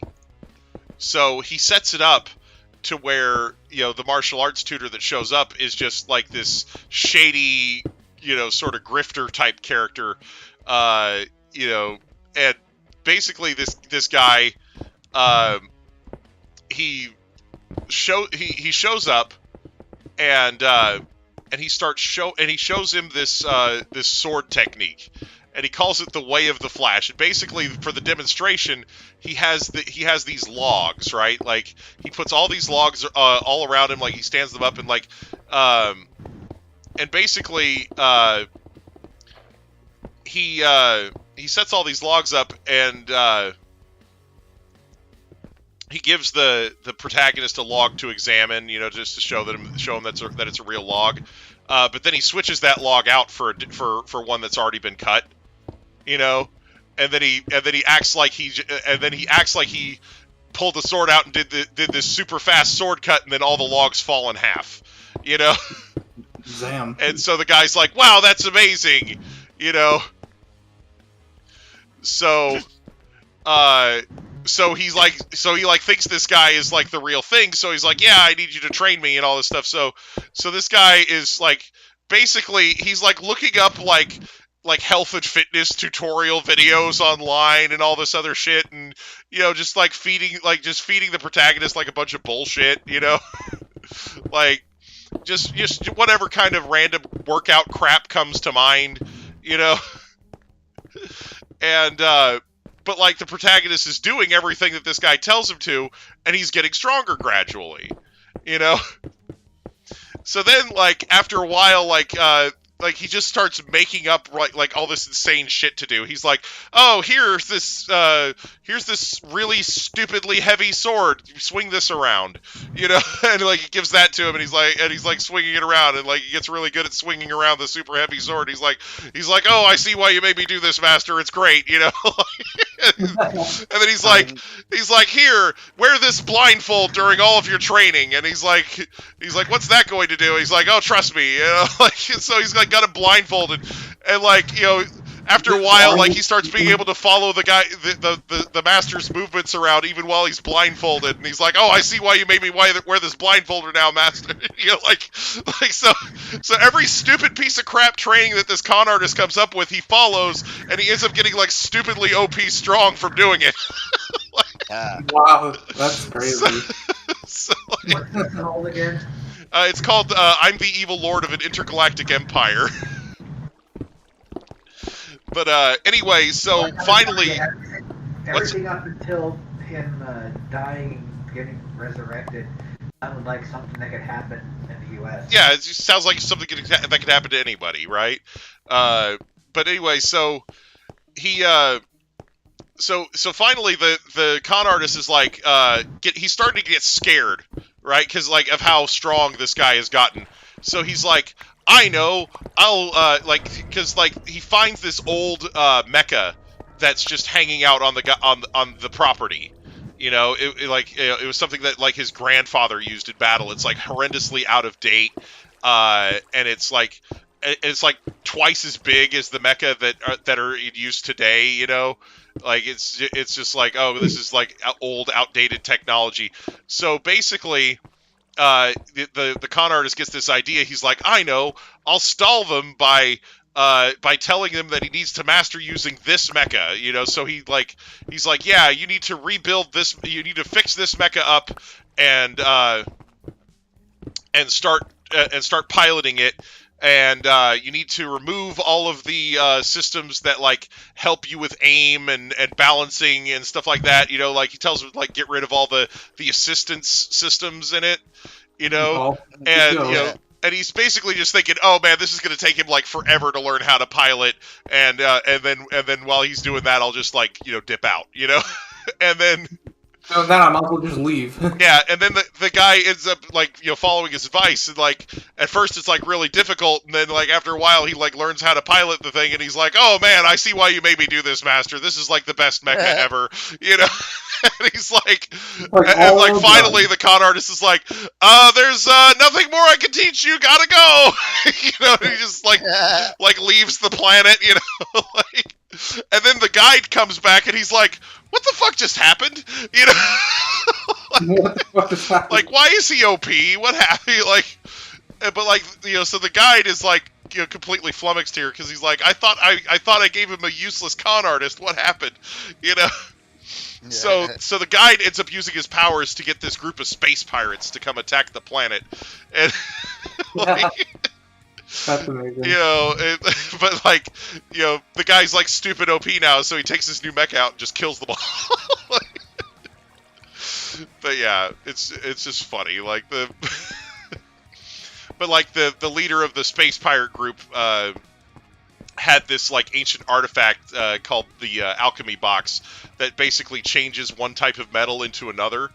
So the protagonist starts using the alchemy box to change, like, you know, space debris and like wrecked pirate parts into gold.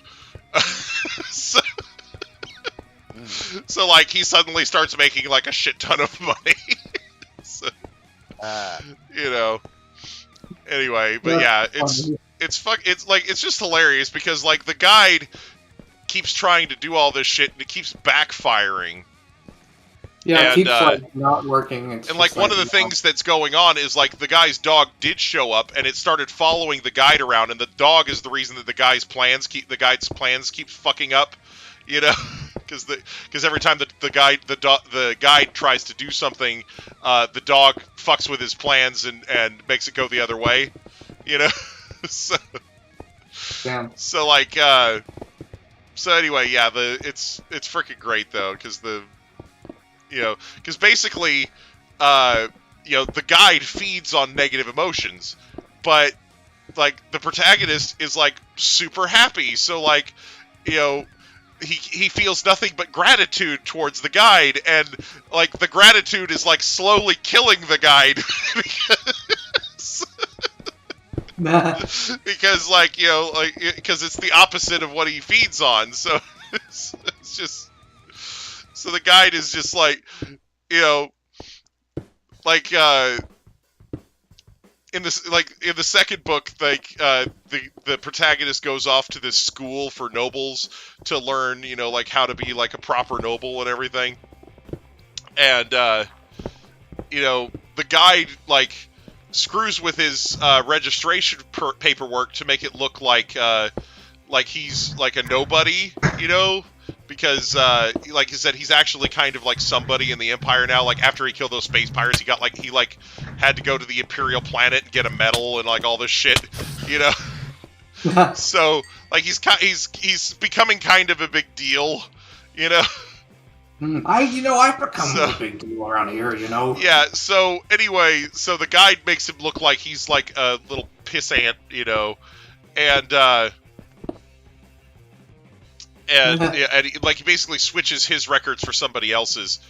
And like anyway, the guy that he got switched for, like while he's on the planet, he's like running around and like fucking all these women and all this other stuff, he's just like living the high life, and like he's like basically in the commoner dormitories, and he's like having to work all the time and everything, and he's like this isn't an education, this is just like forced labor, like he's like, I'm not learning shit, so but anyway, god damn it, zombie villager.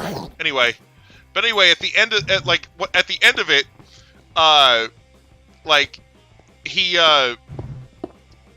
ends up like the whole mess gets sorted out and everything, and the guy who replaced him ends up catching this STD that makes his dick explode. Oh my god, what? Yeah, he there's a scene where like the protagonist and this guy that he met and made friends with at this place are talking, and he's like, let's go out and fuck some bitches, and like this girl that overheard them, like that's kind of in the same like boat with them.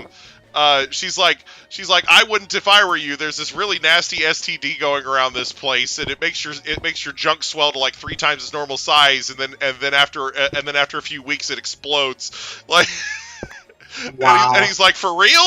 Like, and he like looks it up, and he's like, oh shit, So anyway, like the guy who he got switched for, like he has been running around just like fucking all these random women, and so like. His dick ends up exploding by the end of the book, and then at the end, then after that, the guide shows up in front of him, and he's like, the one who made you miserable by switching your records.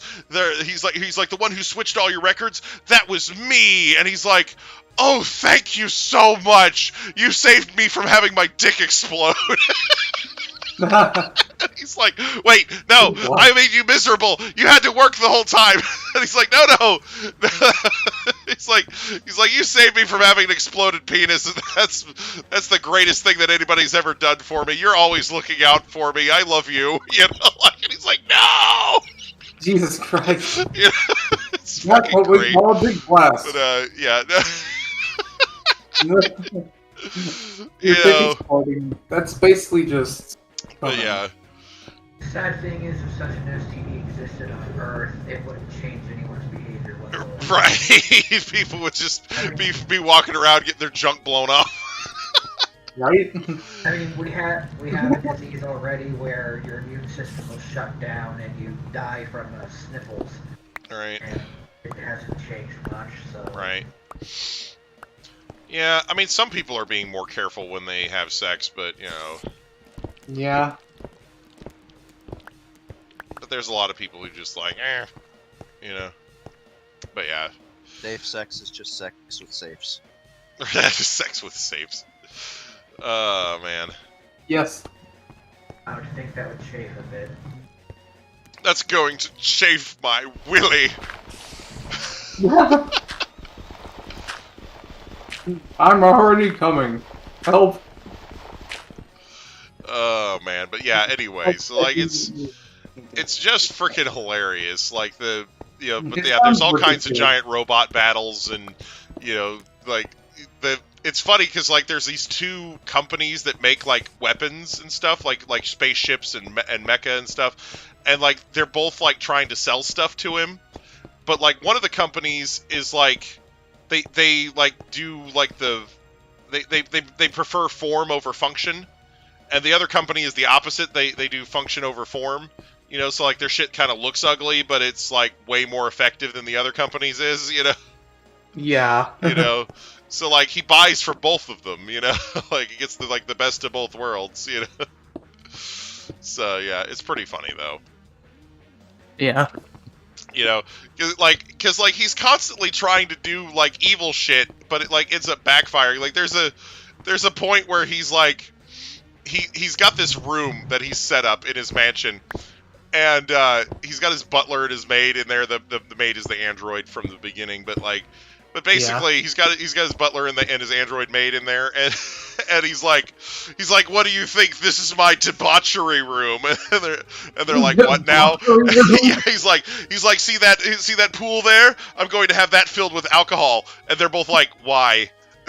And he's like, because I can, and they're like, and she's like, it would just evaporate, and it wouldn't like, and it's like, and you wouldn't want to drink it if somebody's been like bathing in it, so. And it's like, and it would probably hurt to bathe in it too. And he's like, shut up, and like, and he's like. And they're like, why do you have chains hanging from the ceiling? It's like, I'm going to hang big slabs of meat from them. And he's like, why? They would just hang there and rot, like. And he's like, debauchery room, man. And he's like, and he's like got like a throne in there, and he's like, well, I'm still going to have a harem, and they're like, yeah, no, you should totally have a harem. We really need you to produce an heir, like. He's like, and they're like, I'm sure there'd be plenty of women who would love to join your harem, and he's like, wait, they'd love to? He's like, it's not an evil harem if they all want to join, Huh. So, it's just, That's ridiculous, though. yeah, no, it's fucking hilarious. Like, just,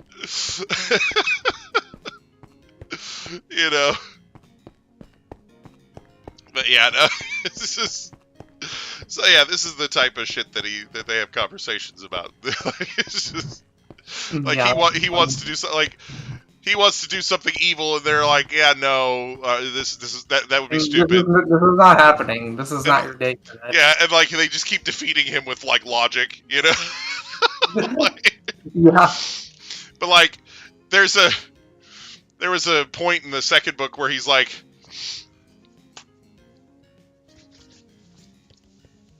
"All right, my people are doing better. Crank up the taxes." And the maid's like, "Okay. Yeah, we should probably raise we probably should have raised taxes a while ago. They're really too low, because like she had lowered them down like really low to help the people get back on their feet,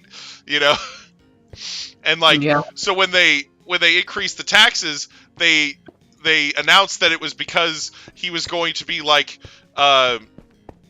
settling and terraforming a nearby planetoid, like, so Wow. people are like not mad that he's doing it, like they're like, oh man, yeah, taxes have been super low for a long time, and the redevelopment's a really important project, and like it'll create all these jobs, so yeah, I'm totally happy that to pay the extra taxes, like he's just, so like nobody's mad at him for raising taxes. They're all like, yeah, no, that's a cool idea, like, so, like I said, just every time he tries to do something evil, it just ends up like benefiting everybody instead. It benefits everyone instead of doing terrible. Right? Yeah. Basically, it's like this entire show is about a bunch of people who try to be evil and suck at it. Yeah. Basically, like he's trying to be evil and he's terrible at it. Like one of the things that he does, he has this merchant that comes to visit him regularly, and like he thinks this guy is like an evil merchant, right? But he's just like a normal merchant who's just like trying to get by, and like he makes this merchant bribe him with gold every time they meet. Like he'll be like, "Oh, do you have my golden treats for me?"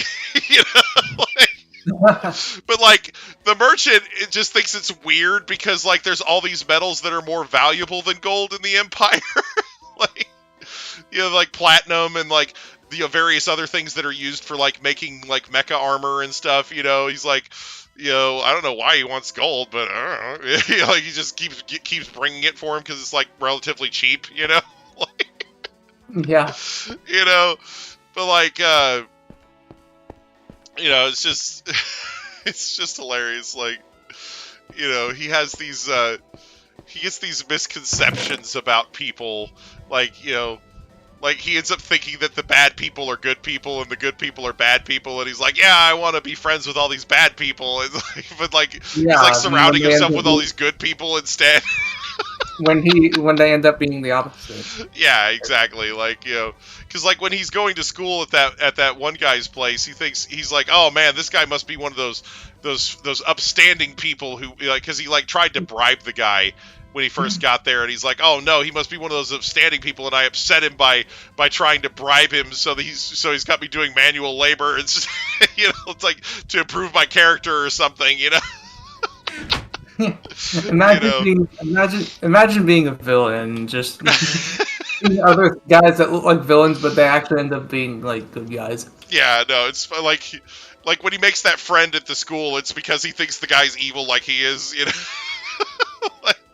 because he's like, because the guy's talking about like how high the taxes are where he lives and everything. He's like, you're bleeding your people dry, just like an evil lord would do. Good job, Right? And and then he starts giving the guy advice. He's like, yeah, your people are already really poor, so what you need to do is you need to let up on them for a while, and then like, when their lives improve and everything, then bleed them dry. You make a lot more money that way, but like the guy's like taking notes and and like passing them on to his father, and his father's using the notes to improve their territory. Like, it's just, it's just hilarious. Like that sounds ridiculous. But yeah, it's a book series. So far, there's only 2 volumes out in English in the U.S. Physically, I think there might be more online. But yeah, it's something where it's got all the makings of being an anime eventually. So I wouldn't be at all surprised if one got announced. Yeah. Yeah, because it's got the over the top characters and the kooky misunderstandings and whatnot. It's just like the plot has been just wonderful so far. Like, ridiculous though. Yeah, no, it's funny. Like I've laughed out loud a few times reading it. Like, yeah, it's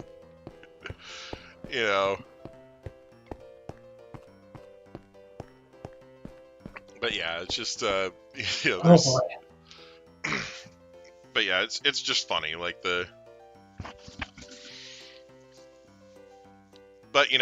like one of the other things it's got that gives it a lot of potential as an anime is because it has all the giant robots and everything. It's really attractive to people who make toys, right?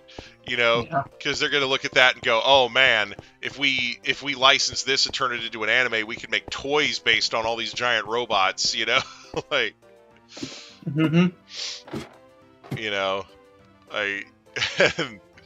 that for some companies is a huge draw. That's the type of thing that would get certain companies to go, "Oh yeah, I definitely want to make this." Right. So yeah, like they just recently announced another season is on the way for In Another World with My Smartphone, and that one starts out as more of a fantasy anime, but I think in this second season we'll probably get to the giant robots, because like he does, like after a while he does start making, like, basically getting giant robots. So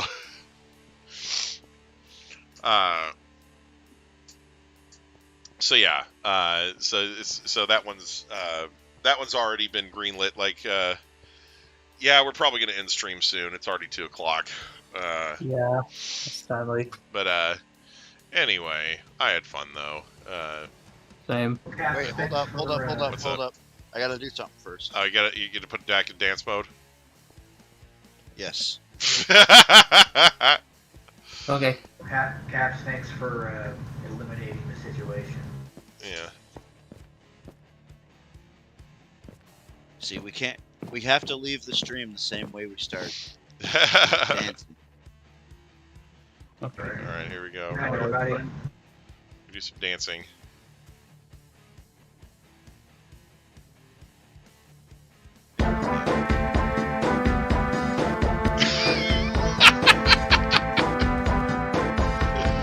I was waiting for it. Oh man.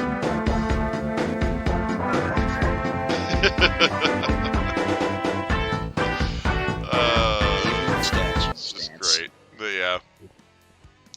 They do the safety dance. Right. Well, they're covered in armor, so yes, they're doing the safety dance. Anyway. All right. I think that's going to be it for this one, everybody. We will have another podcast just like this one next week. So look forward to that. And of course, as always, I do hope everybody has Have a good night, guys. a great day. Bye-bye. All right. Later. This is the way it had to end.